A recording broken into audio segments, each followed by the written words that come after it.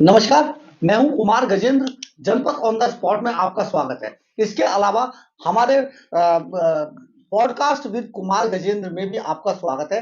ये दोनों जो मंच हैं, ये हमारे हैं और आज हमारे साथ आचार्य मदन हैं मौजूद यहाँ पर, जो अध्यक्ष है विश्व हिंदू पीठ के।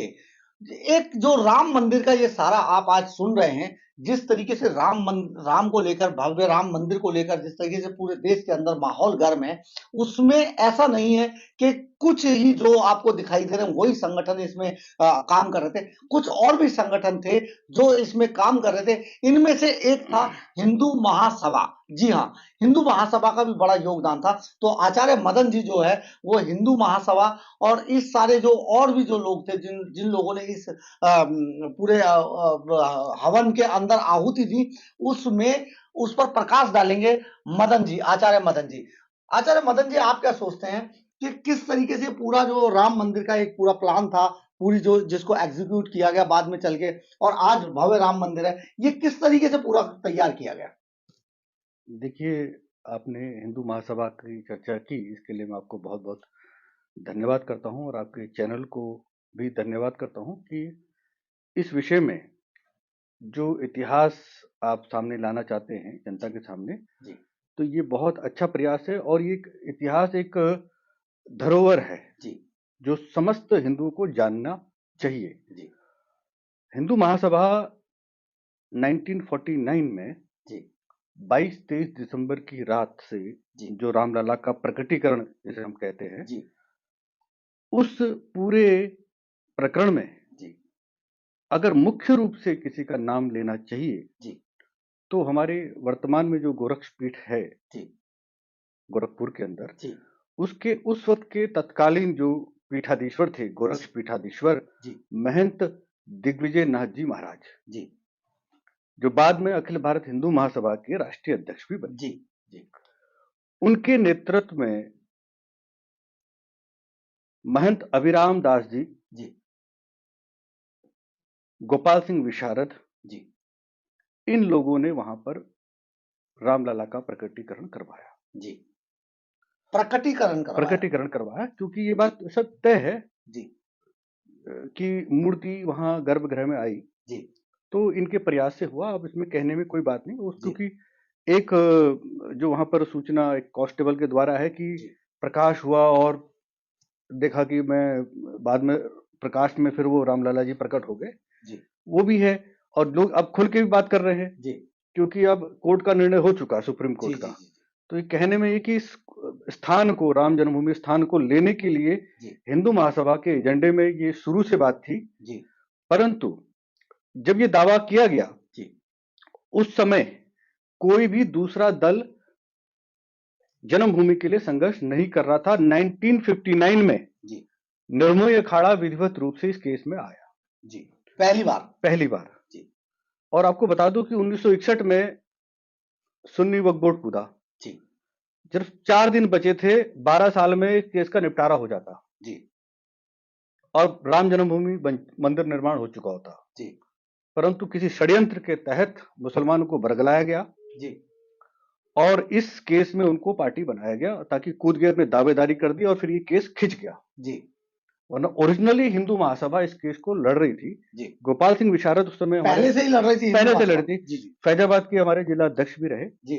गोपाल सिंह विशारद के बाद उनके फिर पुत्र भी केस लड़ा। जी, और अभी जो ट्रस्ट ने, राम जन्मभूमि तीर्थ ट्रस्ट ने जो पुस्तिका छापी है, जी, जी, जिसमें समस्त महापुरुषों का एक अच्छा उन्होंने चित्रांकन किया है, जी, उसमें गोपाल सिंह विशारद का भी नाम है जी, और लिखा है कि वो हिंदू महासभा के कार्यकर्ता थे। जी, इसके लिए बहुत बहुत धन्यवाद। बहुत अच्छी पुस्तक उन्होंने छापी है, एक जी, परिचय कि प्रमुख रूप से महंत अवैधनाथ जी का भी नाम लिया उन्होंने। जी, महंत अवैधनाथ जी हिंदू महासभा के सांसद भी रहे। जी, 91 में वो उन्होंने बीजेपी ज्वाइन कर ली थी। जी, हिंदू महासभा उस समय पंजीकरण रद्द होने के कारण जी, चुनाव लड़ने में योग्य नहीं रही। हिंदू महासभा। हिंदू महासभा जी, 91 में चुनाव आयोग ने राजनीतिक पंजीकरण रद्द कर दिया, जी, जिसके कारण से महंत अवैधनाथ जी जब सांसद थे उस समय 89 में, हिंदू महासभा के टिकट से लड़े थे। जी, जी, उससे पहले भी वो हिंदू महासभा के विधायक रहे। अच्छा, तो 91 में पंजीकरण रद्द होने के कारण उन्होंने भाजपा ज्वाइन कर ली थी। ठीक है। अब चूंकि प्रमुख रूप से जो कोर्ट में मैटर है, जी जन आंदोलन जो है वो वीएचपी ने किया, जी भाजपा ने समर्थन किया। तो जनता भाजपा, विश्व हिंदू परिषद, राम जन्मभूमि न्यास को जानती है, हिंदू महासभा को नहीं जी। जानती। हिंदू महासभा कहीं ना कहीं एक तरीके से पर्दे के पीछे हो गई थे। पर्दे के पीछे हो गई। जी लखनऊ बेंच का जो निर्णय हुआ था 2010 में, जी उसमें भी रामलला विराजमान, वो हिंदू महासभा का केस है ठीक है ओरिजिनली। ठीक है एक तिहाई हिस्सा हिंदू महासभा के पक्ष में गया, जी दूसरा हिस्सा निर्मोही अखाड़े के, और तीसरा मुस्लिम पक्षकारों को मिला। जी जी इसको चुनौती दी फिर मुसलमानों ने सुप्रीम कोर्ट में, जी और हिंदू महासभा और भी बहुत सारे ट्रस्ट, रामालय ट्रस्ट भी उसमें रहा, राम जन्मभूमि न्यास भी रहा, करीब 20 एक पार्टियां हिंदू महासभा, हिंदुओं के पक्ष इधर उधर से लड़ने लगी। जी तो वो एक अलग बात है, पर ओरिजिनली मूल जो वाद था जी वो हिंदू महासभा उसकी नींव में थी। आज ट्रस्ट में कहीं नहीं है, पर तब थी। लेकिन ये कैसे हुआ कि हिंदू महासभा एकदम बाहर हो गई? देखिए, हिंदू महासभा ने जन आंदोलन नहीं किया जी, राम रथ यात्रा नहीं निकाली जी, वो कोर्ट में लड़ रही थी तब से जी, और कोर्ट में ही लड़ती रही। जी जी कानूनी लड़ाई कानूनी लड़ाई जो है वो हिंदू महासभा ओरिजिनली जी लड़ रही थी। अब लखनऊ बेंच के निर्णय में आप देख सकते हैं जी जी जी मतलब वो पहले से ही लड़ रही पहले से ही लड़ी थी। जी जी बाद में इस पूरे आंदोलन को हाईजैक कर लिया गया पूरी तरह से हाईजैक किया। उस समय बाबा अभिराम दास जी, महंत अभिराम दास जी के अलावा हाईजैक कर लिया गया या हिंदू महासभा ने समर्पण कर दिया?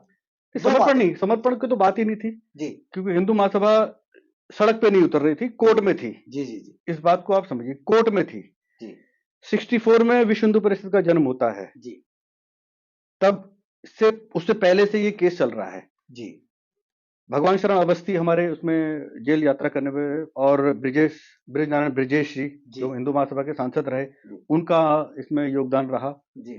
तो बहुत लंबी लिस्ट है जिन्होंने, हमारे कार्यकर्ताओं ने जेल भोगी जी। 90 के उसमें भी जेल यात्रा की हिंदू महासभा ने भी की। मतलब वीएचपी के प्रकाश में आने से पहले हाँ। जो पूरी लड़ाई थी राम मंदिर के लिए, हाँ। मस्जिद और मंदिर वाली, वो सारी हिंदू महासभा थी। मैंने बताया कि 49 का एक केस है, 50 से मुकदमेबाजी शुरू हुई जी, जनवरी फरवरी में 1950 से केस शुरू 50 से केस शुरू हुआ और 59 में जाकर जी निर्मोही अखाड़ा आता है। उससे पहले निर्मोही अखाड़ा नहीं था जी। ये बात समझने की है जी जी। परंतु अब जो ट्रस्ट बना है, अब वो एक क्षेत्र उसका बड़ा हो गया जी। पहले एक छोटे से हिस्से के लिए लड़ रहे थे जो मूल जन्म स्थान, अब लगभग जो सेंट्रल गवर्नमेंट ने भी एक्वायर की थी जमीन और कुछ जमीन विश्व हिंदू परिषद ने भी खरीदी थी, वो सारा मिलाकर कंबाइंड सबका एक ट्रस्ट बन गया और उस ट्रस्ट में मुझे लगता है कि सभी का प्रतिनिधित्व है और हिंदू महासभा का नहीं है, वो एक अलग बात है, अलग विषय, उस पर हम नहीं जा रहे, परंतु लगभग सभी का प्रतिनिधित्व है। और अब ये जो 22 जनवरी का जो प्राण प्रतिष्ठा का रामलला का महाआगमन हो रहा है, पुनः आगमन हो रहा है एक नए कहते हैं स्वरूप में, दिव्य स्वरूप में, एक राष्ट्रीय पर्व बनता जा रहा है। जिस हिसाब से जन भावनाओं का जो एक देख रहे हैं हम समुद्र अब इस समय विचार चल रहे हैं, तो इसमें अब हिंदू महासभा क्या देखती है? हिंदू महासभा का लड़ाई देखिए हिंदुत्व के लिए है ओरिजिनली। ये 1915 की मदन मोहन मालवीय जी की और स्वामी श्रद्धानंद द्वारा स्थापित और वीर सावरकर द्वारा जिसका राजनीतिक नेतृत्व हुआ ये वो पार्टी है। तो वो हिंदू राष्ट्र की लिए समर्पित, और इस हिंदू राष्ट्र में काशी का मुद्दा सॉल्व हो जाए पूरी तरह से, कृष्ण जन्मभूमि का हो जाए, राम जन्मभूमि का हो जाए और जितने भी समस्त देवस्थान है सबकी मुक्ति हो जाए, मतलब इन विधर्मियों के जो स्मारक बन गए उनको खत्म कर दिया जाए। इसके अलावा और कुछ नहीं चाहती भारत को हिंदू राष्ट्र। 22 तारीख का जो उत्सव है राम मंदिर को लेके, हिंदू महासभा उसमें शामिल है, मना रही है? नहीं, कोई इनविटेशन नहीं है। नहीं मतलब आप वैसे हाँ मना रही है, सभी मंदिरों में मना रहे हैं, हमारे जितने मंदिर हैं, हमारे कार्यालय हैं, सभी में दीपदान दीप होगा और स्वागत होगा, क्योंकि ये बड़े प्रसन्नता का विषय है और बड़े कहते हैं कि बड़े पुण्य कर्मों का जो कोई फल होता है कई जन्मों का, वो घड़ी आ गई है कि जब सारा राष्ट्र, विश्व के पूरे जितने सनातन धर्मी हिंदू हैं वो सब एकजुट हो रहे हैं, तो इससे बड़ा पर्व मुझे लगता है कि कोई दूसरा नहीं हो सकता। तो आपने देखा कि आचार्य मदन जी ने जिस तरीके से बताया कि कितने उतार चढ़ाव रहे, भगवान राम की वापसी पृथ्वी पर कहे तो अयोध्या में हो रही है, तो उसमें भी हिंदू महासभा अपने स्तर पर सभी, जिस तरीके से सरकार ने घोषणा की है, अपने स्तर पर हिंदू महासभा पूरे इस उत्सव में शामिल है और जोर शोर से इस उत्सव को सेलिब्रेट करने वाली है। हिंदू महासभा के लोग बहुत ज्यादा उत्साहित है और वो हर मंदिर में दीपदान और हर मंदिर में दिवाली मनाई जाएगी इस दिन। तो अगर आपको मेरी खबर अच्छी लगी हो तो आप इसे लाइक, सब्सक्राइब और शेयर जरूर करें। कमेंट्स बॉक्स में अपनी राय जरूर लिखें, इससे हमें ऊर्जा मिलती है। जय हिंद, जय भारत।